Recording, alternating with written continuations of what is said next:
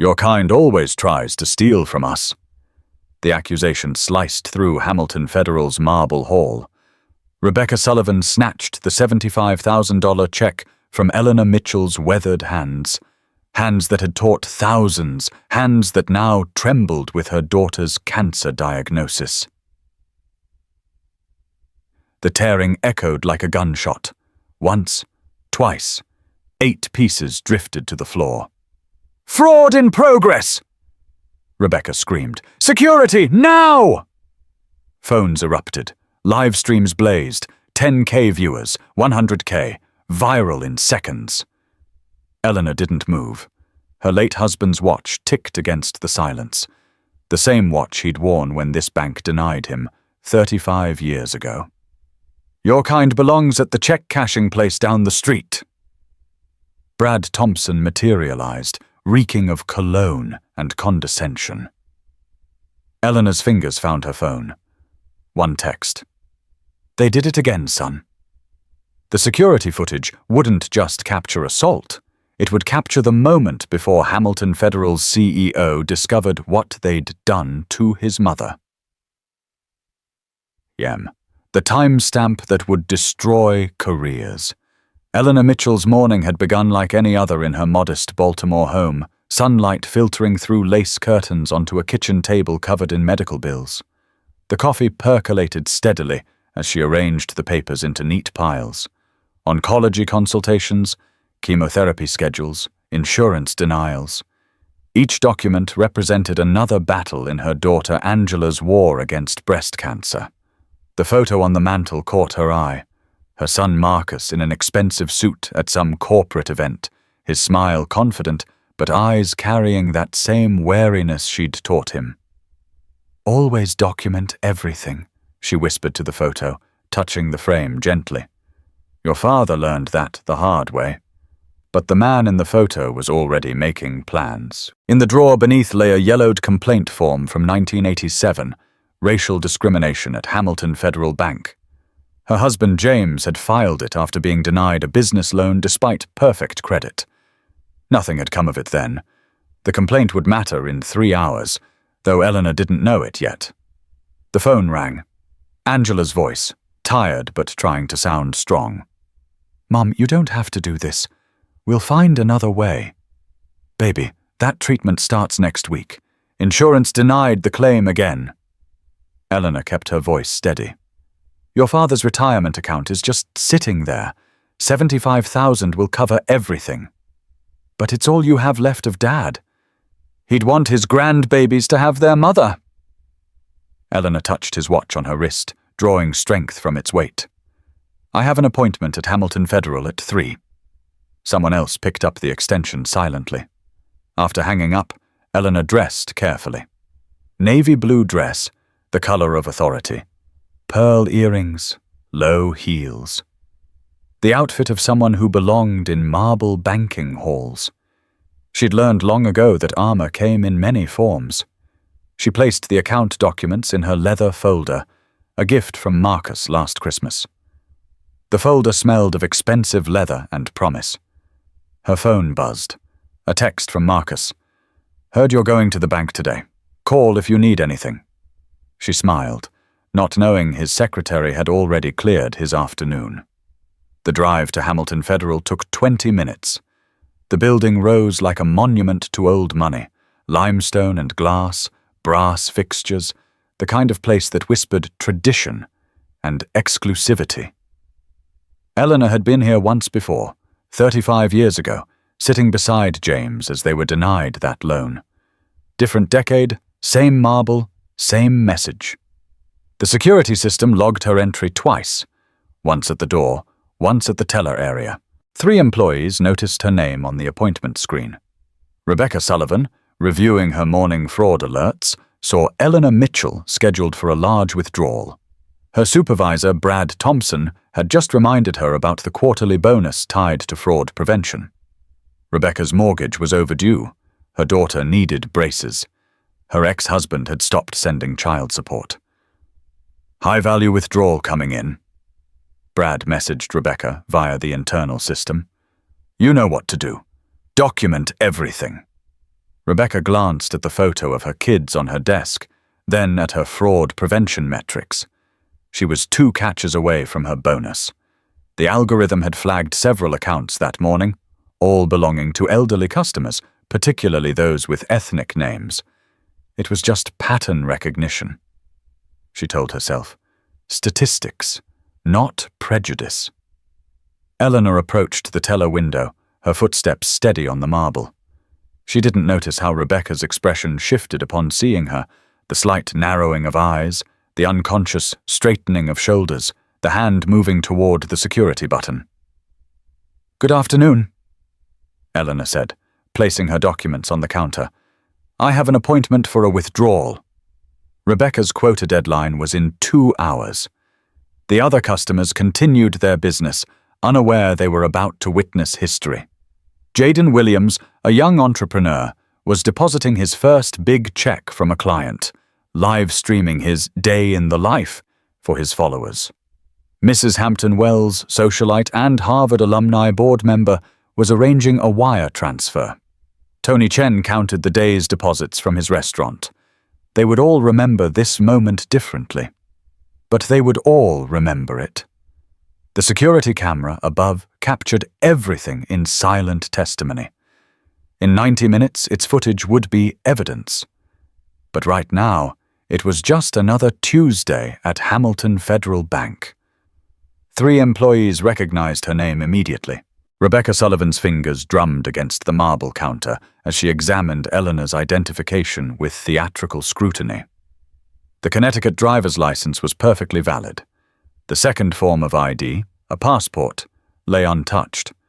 The withdrawal slip for $75,000 sat between them like a battle line. "This is quite a large amount, Mrs. Mitchell."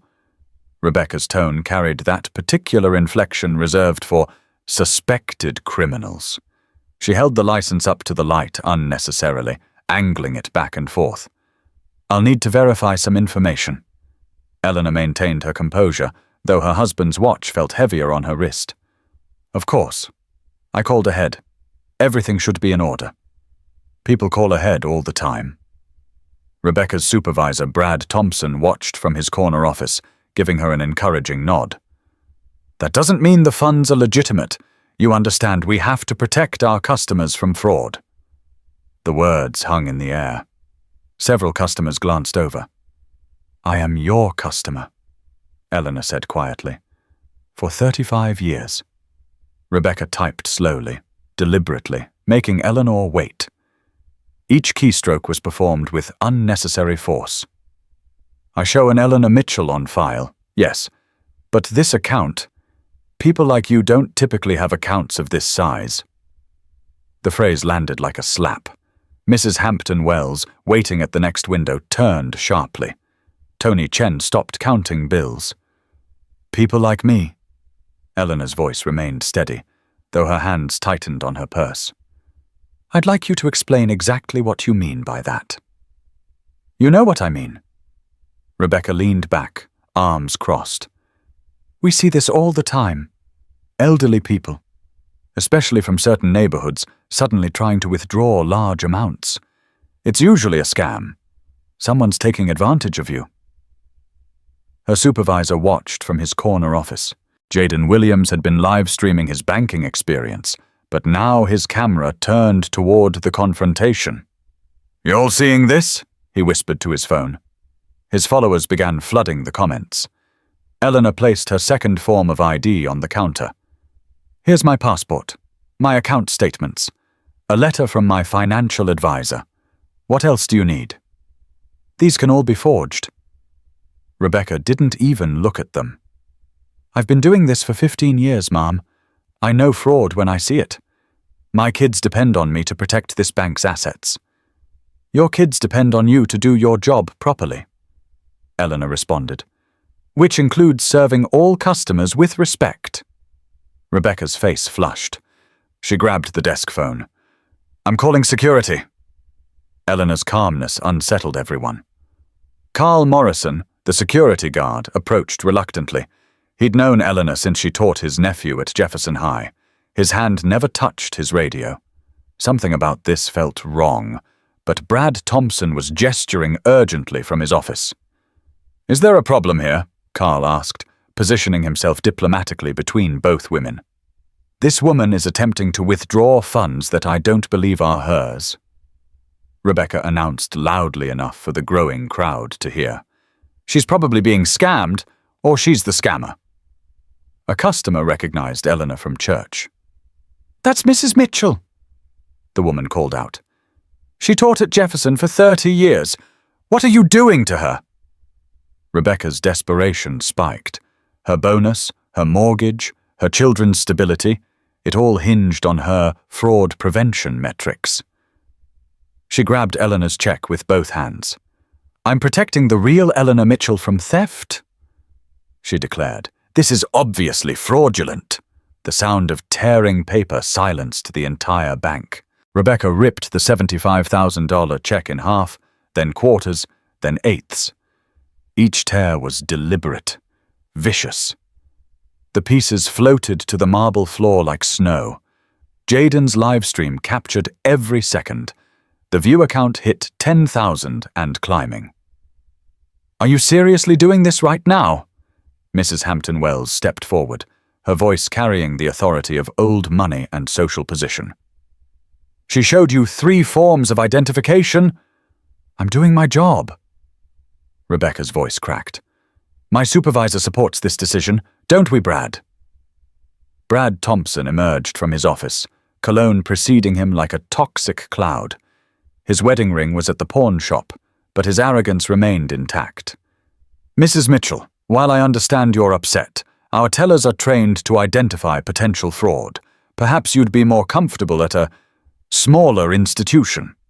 The sound of tearing paper cost the bank $50 million. Eleanor Mitchell stood perfectly still as the torn pieces of her check settled on the marble floor. She reached into her purse with deliberate calm and pulled out her phone. The small recording device attached to it had been her husband's last gift, a habit from his years fighting discrimination in corporate America. "I want you all to know," Eleanor said, her voice carrying across the silent bank, "that I've been recording this entire interaction. Every single word." Brad Thompson's face drained of color. His wedding ring was at the pawn shop, but his panic was on full display. Rebecca stuttered. "You can't. That's illegal. Not in Maryland. Single-party consent state." Eleanor's teaching voice emerged, the one that had commanded classrooms for 3 decades. "My late husband always said, document everything. He faced this too, 30 years ago, at this very bank." The device had been her husband's last gift. The bank's PR director, watching the live stream from her office downtown, grabbed her emergency phone. The stock price had already started dipping. 3 major clients had called asking for explanations. The board would want blood. Outside, a news van screeched to a stop. Reporter Janet Morrison, Carl the security guard's daughter, had received Jaden's stream from a friend. She ran toward the bank with her cameraman, already composing her lead. "Racial discrimination caught on video at Hamilton Federal Bank." The reporter had Marcus's direct number. Inside Brad's office, his computer showed 17 missed calls from corporate. An emergency Slack channel had been created. "Crisis Management, Hamilton Federal." The first message was from the CEO himself, though Brad didn't recognize the significance yet. "Nobody makes any statements. I'm on my way." Eleanor's phone buzzed with a text. "5 minutes, Mum. Let them dig deeper." More customers began sharing their stories, each one building a pattern that Rebecca and Brad could no longer deny. Mrs. Hampton Wells pulled out her phone and called her husband, a senior partner at Baltimore's largest law firm. "David, you need to see what's happening at Hamilton Federal. Bring the discrimination litigation team." Rebecca tried one last defense. "I was protecting the bank. Look at the fraud statistics for this demographic." "Stop." Carl, the security guard, finally spoke up. "Just stop. Mrs. Mitchell taught my nephew Jerome. She tutored him for free when we couldn't afford help. She's been banking here since before you were born, Rebecca. The crowd grew larger. Bank employees from other departments came to watch. The marble hall, designed to intimidate and impress, became a courtroom of public opinion. Eleanor stood at its center, dignified in her navy dress, her husband's watch catching the light. "This isn't just about me," Eleanor said, addressing the crowd and cameras. "It's about every person who's been made to feel less than human in places like this. Every time we're followed in stores, questioned at banks, doubted in our own neighborhoods. Today, it stops here." The elevator to the executive floor suddenly activated. The brass arrow above it began its descent from the 30th floor. Brad watched it with growing dread. Who had called the CEO directly? The caller ID said, "Mom's bank visit." Jaden zoomed in on the elevator display. "Yo, someone big is coming down. This about to get real." Rebecca grabbed her personal items, knowing her career was over. But she paused at the torn check on the floor. Each piece represented not just Eleanor's money, but Rebecca's own moral failure. She'd let fear and pressure transform her into exactly what she'd sworn she'd never become. Someone who judged others by their skin rather than their character. Marcus's empty chair dominated the boardroom. The elevator descended with mechanical precision, 29, 28, 27, each floor marking another second of mounting tension. The entire bank seemed to hold its breath. Brad Thompson frantically typed on his phone, trying to reach legal, trying to reach HR, trying to reach anyone who could contain this disaster before the feds got involved. "We need to contain this before the feds get involved," he actually said aloud, not realizing Jaden's live stream caught every word. The hashtag #BankingWhileBlack had started trending. News outlets picked up Jaden's stream. CNN's breaking news ticker read, "Viral video shows bank teller destroying black customer's check." Fox Business ran with, "Hamilton Federal stock drops 3% amid discrimination allegations." The social media explosion was instant and devastating. "This is a witch hunt!" Rebecca shouted at her colleagues, mascara running. "I followed every protocol in the manual. Look." She pulled up her computer screen, showing the fraud prevention guidelines. "Elderly customers, high-value withdrawals, certain zip codes, it's all here." Her colleague Michelle, a young black woman who'd been silent for 2 years, finally spoke. "Rebecca, do you hear yourself? Those certain zip codes are all predominantly black neighborhoods." The hashtag reached someone unexpected. Outside, protesters had begun gathering. They hadn't been organized. Social media had done that organically. Someone had printed signs already. "Eleanor Mitchell deserves respect," and "Banking while black is not a crime." A local Baptist church's van pulled up, and 20 congregants emerged with practiced precision. They'd done this before, at other banks, other businesses. The movement had found its newest symbol. Eleanor stood like she owned the place. The elevator showed floor 15. Brad's desperation peaked. He turned to Eleanor with what he thought was a conciliatory tone. "Mrs. Mitchell, surely we can resolve this without—" "Without what?" Eleanor's voice cut through his attempted negotiation. "Without accountability? Without change? You watched your employee destroy my property. You supported her discrimination. You suggested I go to a smaller institution. What exactly are you trying to resolve?" Board member Sheila Tran had been having lunch nearby when her assistant showed her the live stream. She abandoned her meal and raced to the bank, arriving just as the crowd outside reached 100 people. As the only black board member in Hamilton Federal's 150-year history, she'd warned them about this exact scenario in 3 different meetings. "Tran had seen this pattern before," she muttered, pushing through the crowd. Tony Chen made a decision.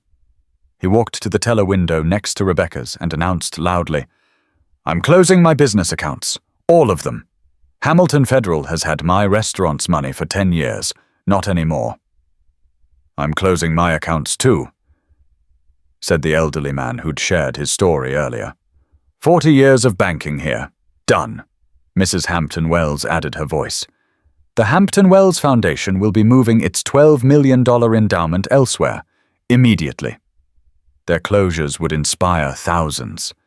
Brad's phone showed a text from the regional VP. Whatever you do, don't let them close accounts on camera.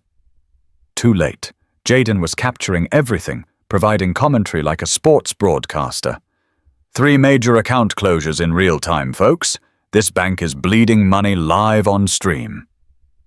Floor 10, on the elevator display. Eleanor's phone buzzed. A text from Marcus. I'm here, Mum. Stay calm. Let me handle this.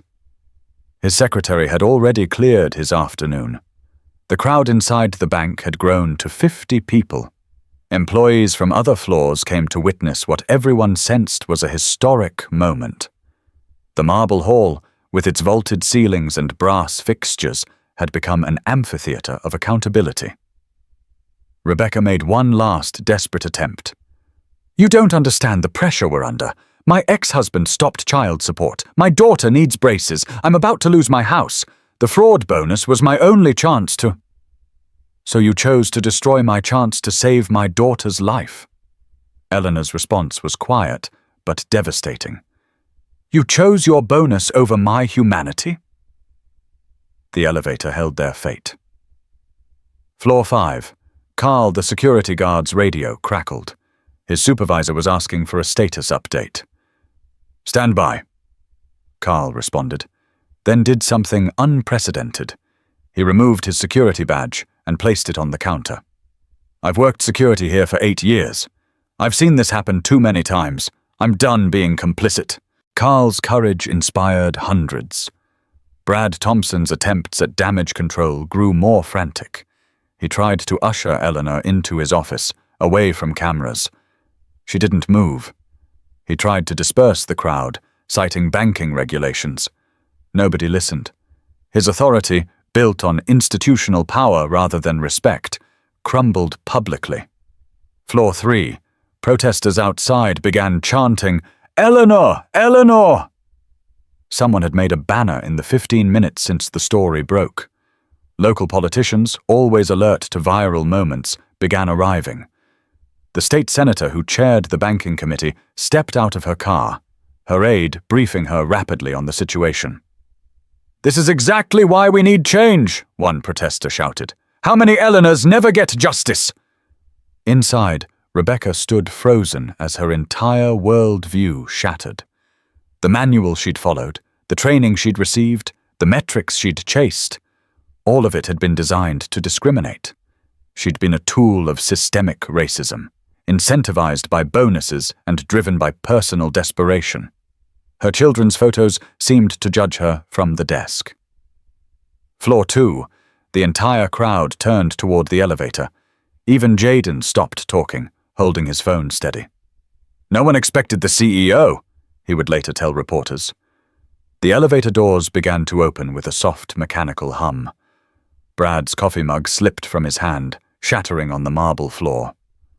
The sound echoed through the sudden silence. A man stepped out, tall, impeccably dressed in a charcoal suit, Italian leather shoes clicking on marble. He moved with purpose, with authority, with barely controlled fury. His CEO badge gleamed. Marcus Mitchell, Chief Executive Officer, Hamilton Federal Bank. The collective gasp from the crowd was audible even outside.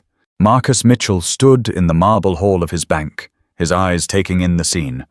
Torn check pieces on the floor, his mother standing dignified amid chaos, employees frozen in shock, cameras recording everything.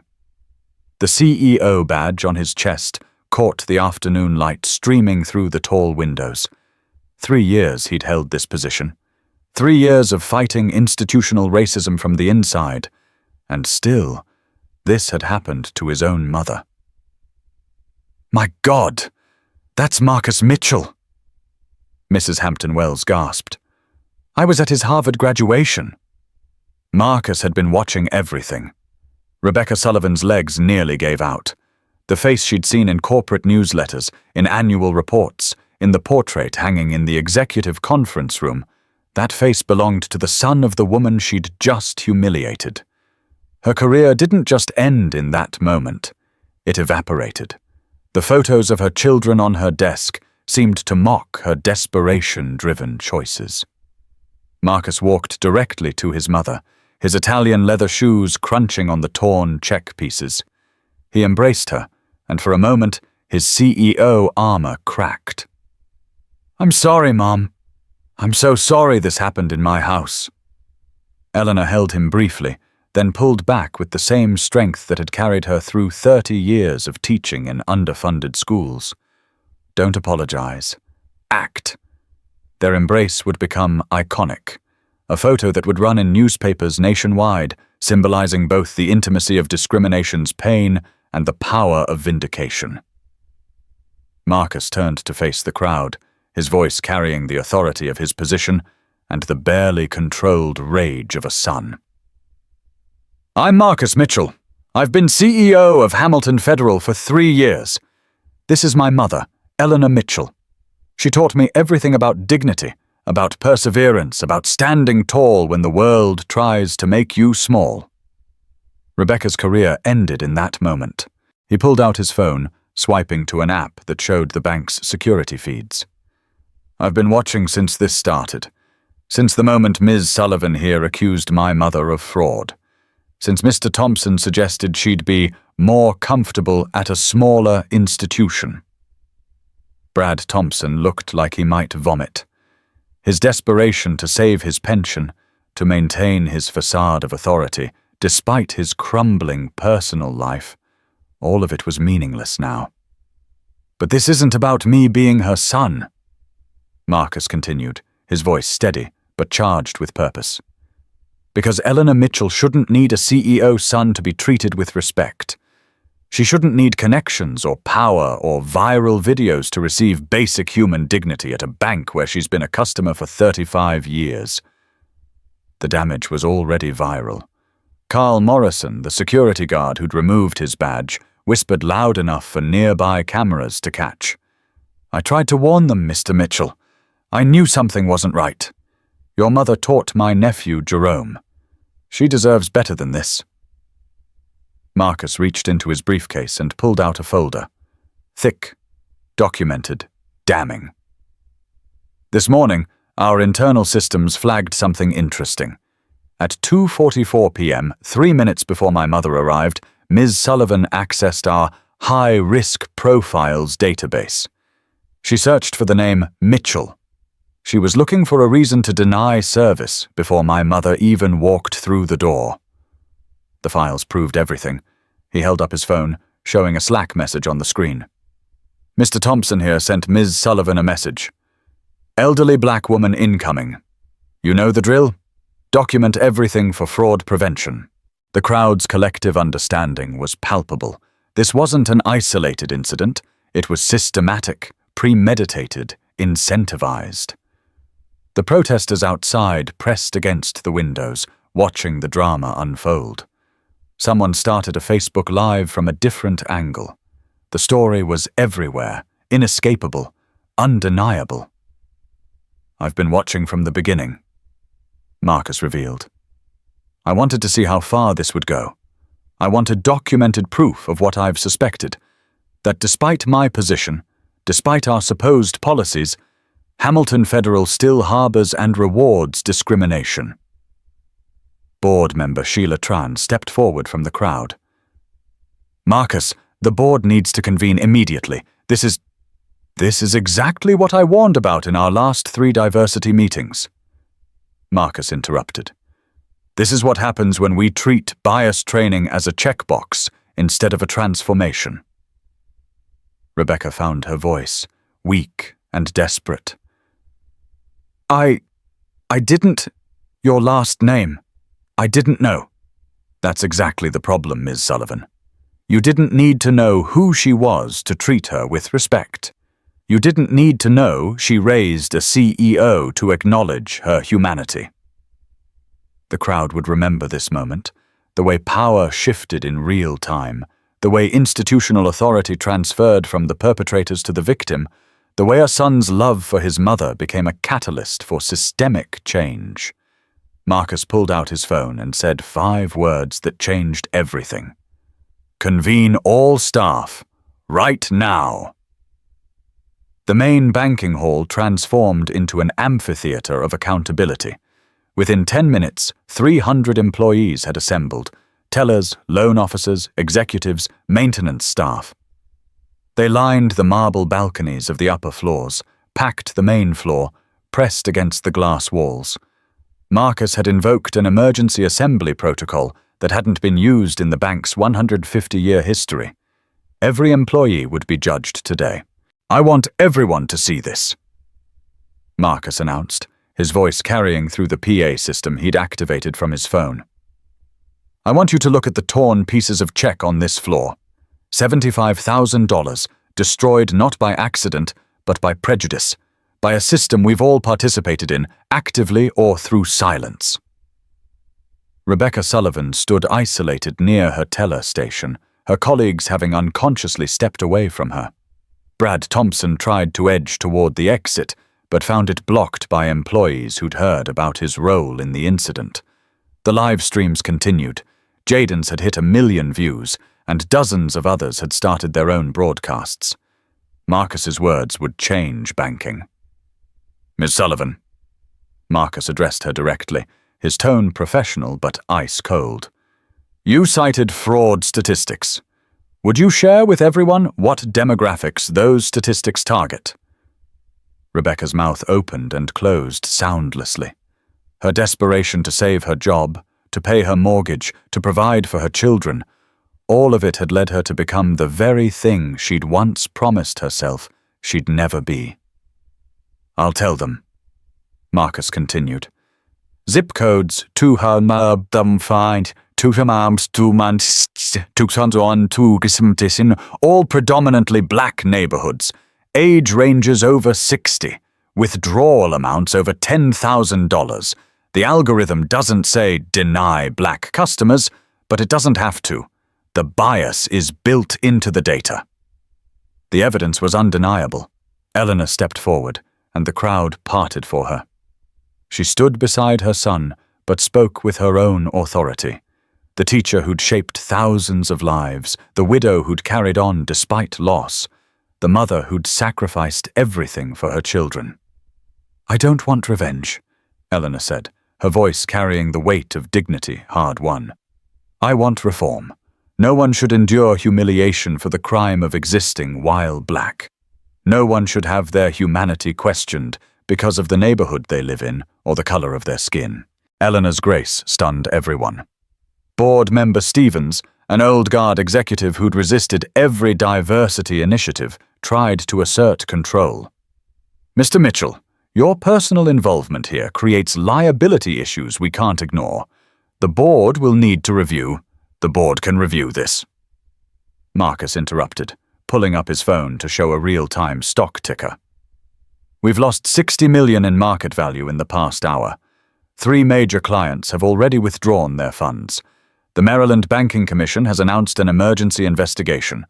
The NAACP is mobilizing a national boycott." He turned to address Rebecca directly. "Ms. Sullivan, your employment is terminated for cause, effective immediately. Security will escort you out." "You can't just fire me without union review." Rebecca's voice cracked with desperation. "I have 15 years of perfect reviews. I was just following the training, the manual." "The manual you followed is discrimination disguised as protocol, and your 15 years of perfect reviews were built on how many vulnerable customers you turned away or humiliated." The terminations were just the beginning. Brad Thompson tried to salvage something.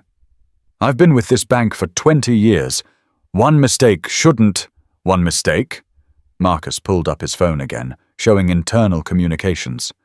"I have 17 complaints against you for guiding tellers to be extra vigilant with certain customers. You created a culture of discrimination and called it fraud prevention. Your resignation will be on my desk within the hour, or I'll fire you for cause and ensure you never work in banking again." Rebecca's defense crumbled publicly. An employee in the crowd, someone from the lending department, suddenly spoke up. "I've seen this happen before. We all have. We just didn't speak up."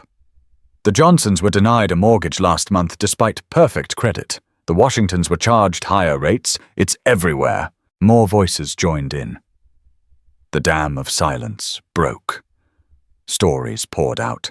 Years of witnessed discrimination, of policies that targeted without explicitly saying so, of bonuses tied to metrics that rewarded bias.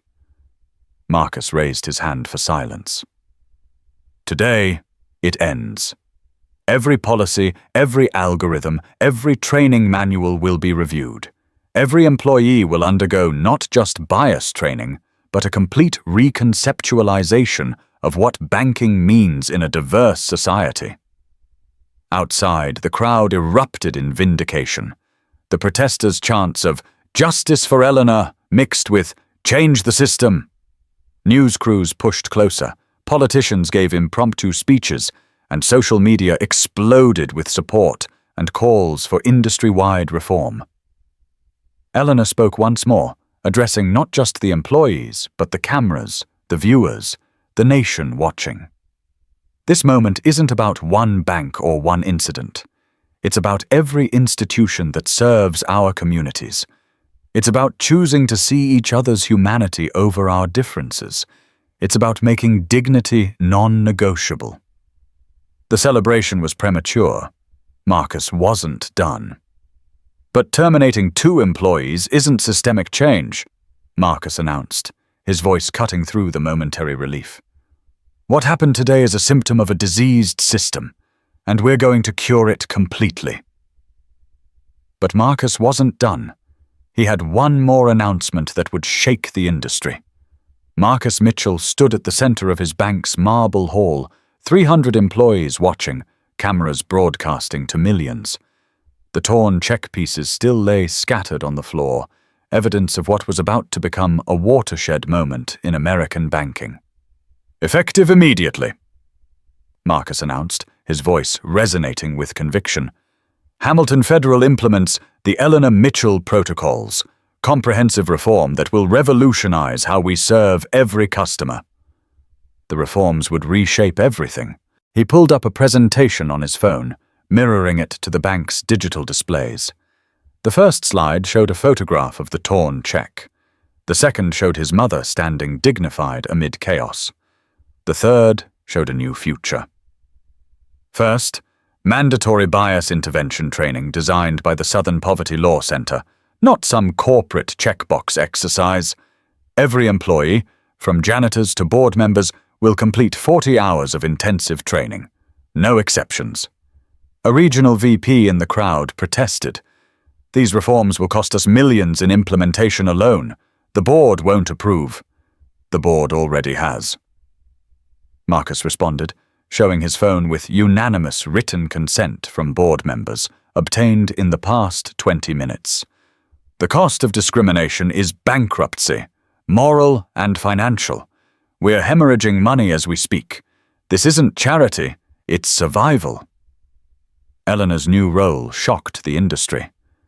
"Second," Marcus continued, "I'm appointing Eleanor Mitchell as Hamilton Federal's first Chief Dignity Officer. She'll have veto power over any policy or practice that discriminates against vulnerable populations. Her salary will be paid from the executive bonus pool, starting with mine." Eleanor hadn't known about this. She stood straighter, understanding that her humiliation was being transformed into institutional power. The teacher who'd shaped thousands of young minds would now reshape a financial institution. Third, we're establishing community oversight boards with real power, not advisory roles. Members will be drawn from the neighborhoods we've historically underserved. They'll review our lending practices, our customer service protocols, our hiring decisions. The community finally had power. Tony Chen, who'd closed his accounts earlier, stepped forward. "Will this board have actual teeth, or is this just PR?" They'll have the power to freeze any executive decision pending review. They'll have access to all our data, all our communications. Full transparency. Board member Sheila Tran added her voice. I'm personally committing $5 million to establish a discrimination victim fund. Anyone who can document discrimination at Hamilton Federal in the past 10 years will be compensated. I'll match that, Mrs. Hampton Wells announced. And the Hampton Wells Foundation will add another $10 million. The fund would grow beyond millions. Marcus wasn't finished. Fourth, we're eliminating all algorithms and metrics that use zip codes, age, or names as risk factors. Credit decisions will be based on financial history only, reviewed by diverse panels, with AI systems trained on equitable data sets. A young black employee, Jasmine, who'd been taking notes throughout, raised her hand. What about other banks? This changes Hamilton Federal, but what about the industry? Other banks scrambled to respond. Marcus smiled, the first time since entering the building. I'm calling a summit of the 50 largest bank CEOs in America. We're sharing our new protocols freely. Any bank that doesn't adopt similar measures within 6 months will face a coordinated response from civil rights organizations, with Hamilton Federal leading the charge. The challenge reverberated through the financial world. Within minutes, Twitter lit up with responses from other banks. Some pledged immediate reform. Others remained silent, calculating the cost of change versus the cost of resistance. Fifth, Marcus announced, promotion and bonuses will now include dignity metrics. You'll be evaluated not just on revenue, but on how you treat every customer. Hidden shoppers from diverse backgrounds will test our service. Discrimination will result in immediate termination. The volunteers would become leaders. Employees began stepping forward, volunteering to lead change initiatives. The same people who'd remained silent for years suddenly found their voices. Michelle, Rebecca's former colleague, volunteered to head bias training. Carl, who'd removed his security badge, offered to lead community outreach. Eleanor spoke again, her teacher's voice commanding attention. Change doesn't come from policies alone. It comes from people choosing to see each other's humanity. Every person who walks through those doors carries a story, carries dreams, carries dignity. Our job is to honor that. History would remember this day. The regional VP who'd protested earlier made one more attempt. Mr. Mitchell, we need to consider shareholder value. Shareholder value? Marcus's controlled fury returned. We've lost $100 million in market cap today. Major clients are fleeing. We're facing federal investigation. You want to talk about value? The value is in becoming a bank that serves all Americans, not just the ones who look like the founders' portraits on our walls. He gestured to the painted portraits of Hamilton Federal's founding fathers, all white, all male, all dead. Those portraits are coming down. They'll be replaced with photos of our customers, our communities, the America we actually serve. A custodian who'd been watching from the back called out, I've cleaned this bank for 15 years. First time I've felt like I belong here. Marcus nodded to him. You've always belonged here. We just forgot that banks are made of people, not marble and brass. The moment crystallized into something larger than one incident, one bank, one mother and son. It became a reckoning, transmitted live to millions, studied in business schools, cited in civil rights cases. History would remember this day. 6 months later, something remarkable happened that no one expected. 6 months after the Hamilton Federal Revolution, Eleanor Mitchell sat in her office on the 3rd floor, the same floor where loan officers had once denied her husband's business dreams.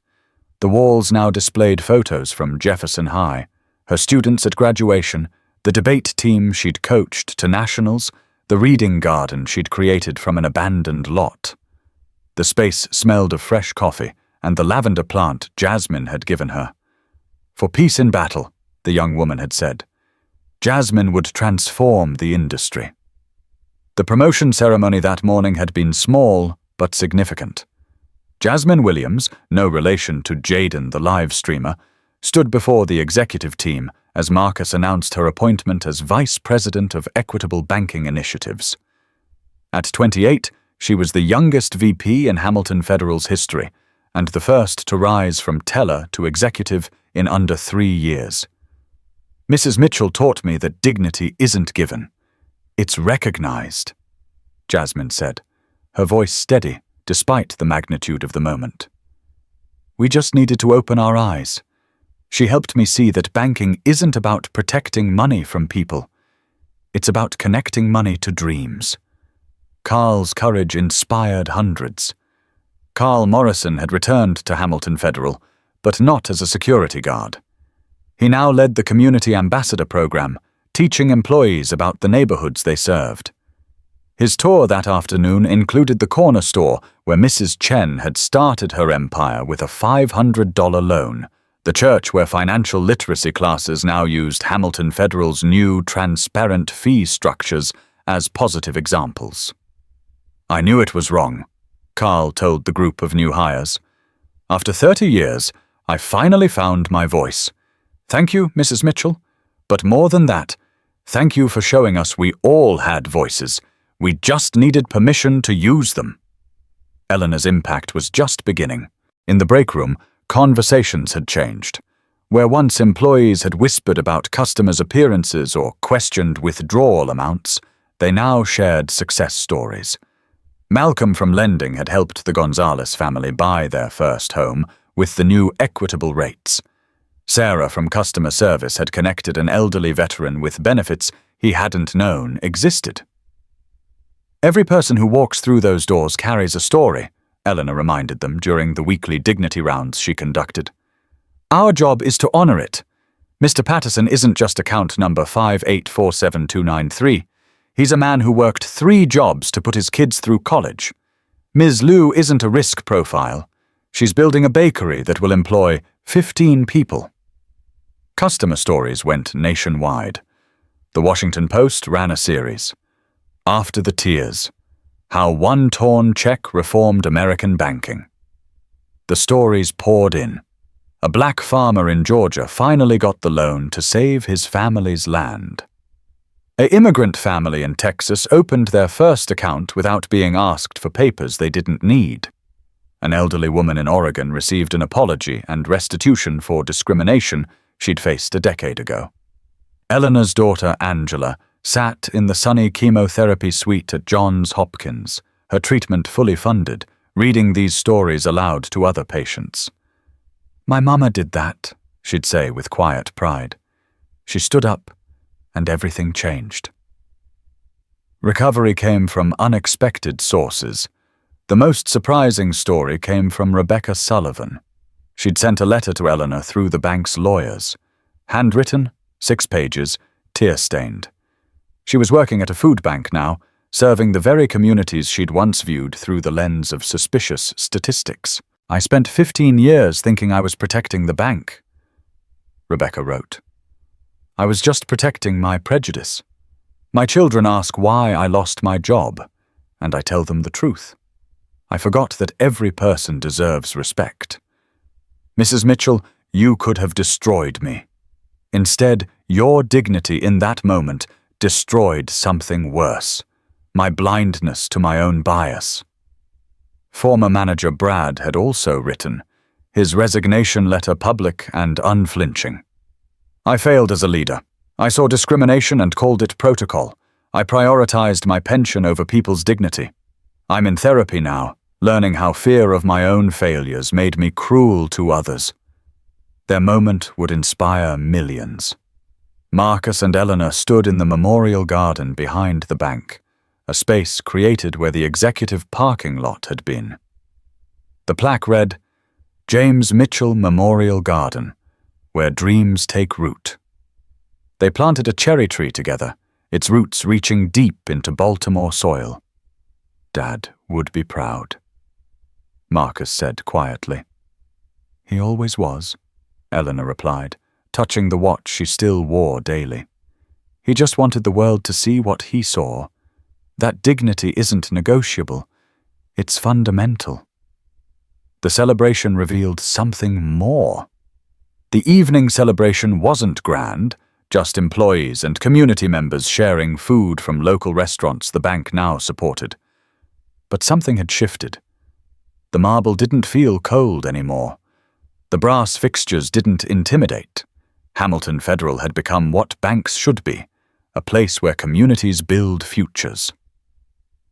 The real test came when someone unexpected walked through the door. 1 year later, the autumn sun streamed through Hamilton Federal's windows, illuminating the new installation in the main hall, the torn check pieces preserved under glass, mounted where the founders' portraits once hung.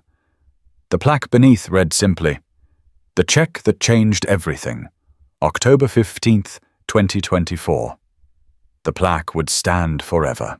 Eleanor Mitchell stood before a crowd of banking executives from across the nation, her voice carrying the same quiet authority that had commanded classrooms and now commanded boardrooms.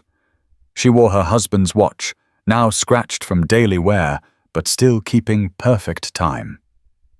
"Change isn't about tearing down those who wrong us," Eleanor said, addressing the 3rd annual Dignity in Banking Summit. "It's about building systems where wronging each other becomes impossible, where bias can't hide behind algorithms, where prejudice can't masquerade as protocol." Every bank would follow suit. The statistics Marcus presented were staggering. 347 banks had adopted versions of the Eleanor Mitchell protocols. Discriminatory lending practices had dropped 73% industry-wide. Hamilton Federal, once hemorrhaging money and trust, had become the fastest-growing bank in the Mid-Atlantic, with customer satisfaction scores that made competitors weep. Redemption takes time and work. Rebecca Sullivan attended the summit as a guest speaker, representing the National Association for Restorative Justice in Banking. She'd spent the year not just apologizing, but actively working to dismantle the systems she'd once enforced. Her presentation on unconscious bias training had made grown executives cry. "Mrs. Mitchell taught me to see people, not profiles," Rebecca said, her voice steady now. "I'm earning that lesson every day." Eleanor's words would echo globally. The final speaker surprised everyone, Jaden Williams, the live streamer whose video had catalyzed everything. Now Hamilton Federal's Director of Digital Equity, he'd transformed from influencer to advocate, using social media to spotlight financial discrimination nationwide. "Real-life stories matter," Jaden said. "Black stories matter. Life stories of struggle and dignity matter. These aren't just touching stories for viral moments, they're calls to action." Marcus took the podium for the closing remarks, his CEO authority now tempered with hard-won wisdom. "My mother taught me that true power isn't in commanding respect, it's in ensuring everyone receives it. Today, I ask each of you, what check will you refuse to tear? What dignity will you defend? What change will you champion?" Your story starts now. Eleanor concluded with a direct challenge to everyone watching, in person and the millions streaming online. Have you witnessed discrimination at your bank? Your voice matters. Share your story. Demand your dignity. Change starts with one person standing up. Today, that person could be you. The standing ovation lasted 5 minutes, but the real change would last generations.